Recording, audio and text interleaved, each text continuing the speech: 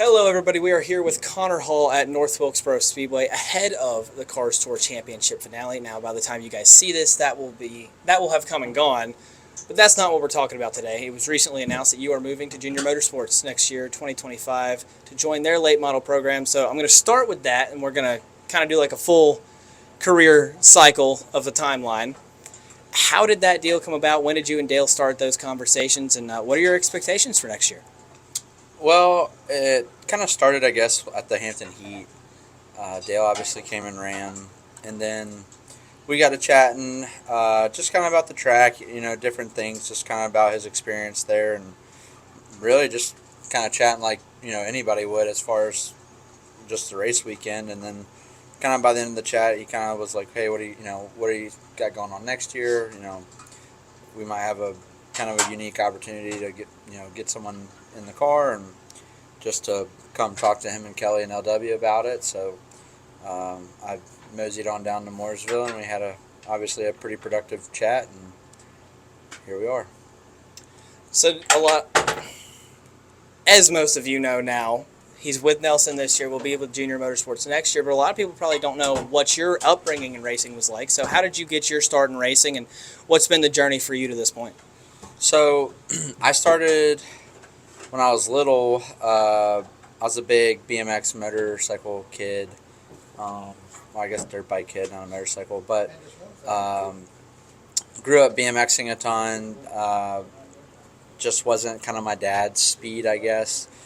He came from the unlimited hydroplane racing, and then my mom grew up in Hickory, so just kind of was always around the stock car stuff. And I think just kind of the two of them were like, this isn't that fun. So Santa Claus brought me a go-kart when I was 8, and then I karted from when I was 9 till 13 or 14, and then I went from Legends cars to late models, and then kind of found a home here for now, hopefully.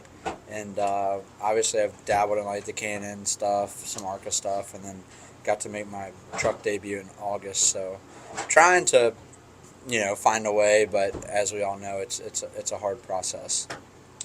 So you mentioned the Truck Series debut.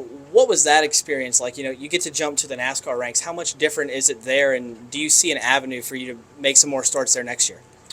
As far as the starts go, I mean, I feel like I'm ready now. It takes so much support to make that happen. So we're actively looking and exercising every avenue we have with partners and whatnot to try to get more attempts. But as far as what it was like, I mean, it went by like that. Like it's a 1-day show. You get, I think it was 20 minutes of practice, 2 laps of qualifying, and then you're straight into the race. So overall, like, it was a dream come true. Like, I went to my first ever cup race when I was 8 or something at Richmond when I was little, and then to be able to make my first national series start was, or I guess technically just my first truck start there was awesome.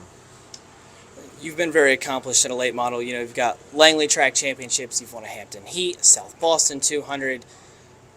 You don't have a Cars Tour Championship, and that's something that's still a possibility. We'll see how this weekend plays out. What all is there that you would like to accomplish as part of JR Motorsports late model program? What's still on the bucket list for you?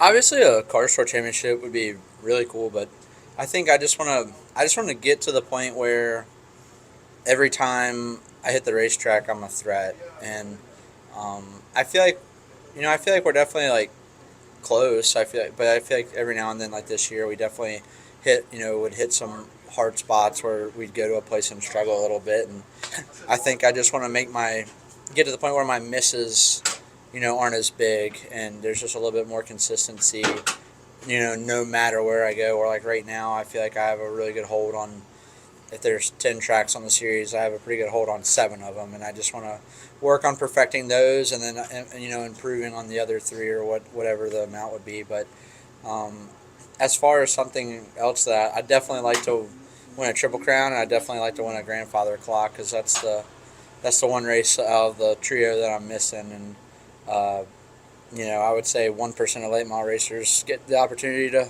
win that one. So I think it would be really, really cool to win a Grandfather Clock and a Car Show Championship. Kind of staying on the track of this season, you won one of the Triple Crown races. You've won a Cars Tour race, had a successful year, won the national championship for the second year in a row. If you guys aren't able to cap off the series championship tomorrow night, would you call this season a success still? I would say for what it was intended to be, yes. We kind of all, when we sat down and discussed this thing for the first time last November, we all knew that it was going to be a building year for sure. Just because at the time, I mean, I intended to try to make I figured that this was going to be my best opportunity for a while, and I just figured that out. This was going to hopefully be a multi-year deal, so we kind of knew that we'd probably bump our head a couple times and just try to figure out as much as we can the first year, so that if we got year two, that we'd be that much better together. And obviously, year two is not going to happen, but I think the number one thing is, like, I've learned a lot as a driver slash just kind of as a person, I guess. I feel like I've matured a lot this year, and it's one thing to come into a program and try to help it be better, and so to still win races. And I don't think I would have won the Sobo 200 this year without these guys. I don't think, what I mean? Like, there's a lot of things that we did accomplish together, and number one, like, I met an amazing group of people. I mean, the hardest part of leaving this whole deal is the people. At the end of the day, there's good cars, bad cars, average cars, whatever. But at the end of the day, like, this group has they have an amazing group of people, and that's what, I joke they're not disappearing. I'm gonna be right beside them some weekends, but it just, obviously I've really enjoyed my time with them. Final question for you. 5 years from now, the year 2029, where do you see yourself? 2029. Well, at a bare minimum, I pray I'm at least truck racing full time. I've always said, like, I'm cool to go truck racing full time. I'm cool to go Xfinity racing full time. Obviously, my dream's to make it to the Cup Series, but just with the way that the business model works, like, I'm not going to take anything for granted. Like, if I could just get the opportunity to race a national series full time, to make an income doing what I love, I think that would be a huge win for me.